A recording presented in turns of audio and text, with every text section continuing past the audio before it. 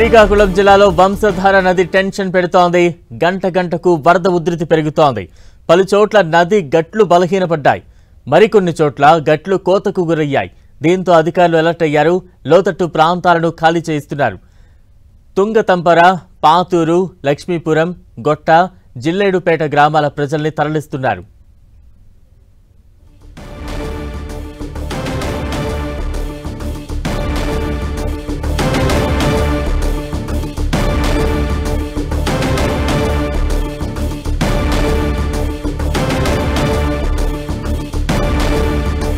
శ్రీకాకుళం జిల్లాలో వంశధార నది టెన్షన్ పెడుతోంది.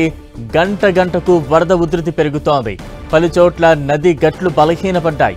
మరికొన్ని చోట్ల గట్లు కోతకు గురయ్యాయి. దీంతో అధికారులు అలర్ట్ అయ్యారు. లోతట్టు ప్రాంతాలను ఖాళీ చేస్తున్నారు.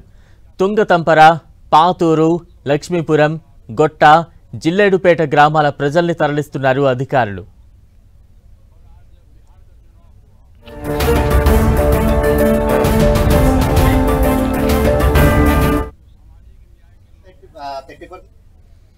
ఇక శ్రీకాకుళం జిల్లాలో వంశధార నదితో తీవ్ర టెన్షన్ నెలకొంది.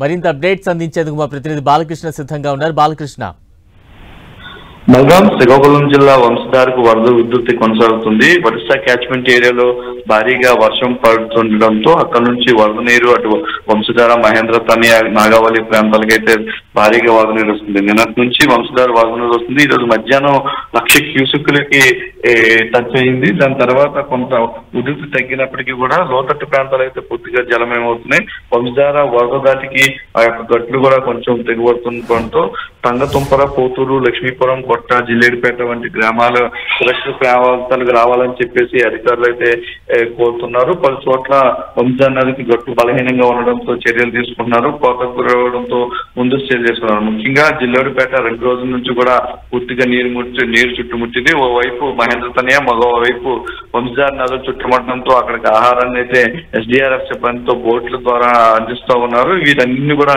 ఖాళీ చేసిన దాకైతే అధికారులు కొంత చర్యలు తీసుకుంటున్నారు. ఇంకా వర్షాలు కొనసాగుతుండటంతో మరింత వరద వచ్చే అవకాశం ఉందని చెప్పేసి అయితే అధికారులు భావిస్తున్నారు. Balaram, right, thank you Balu.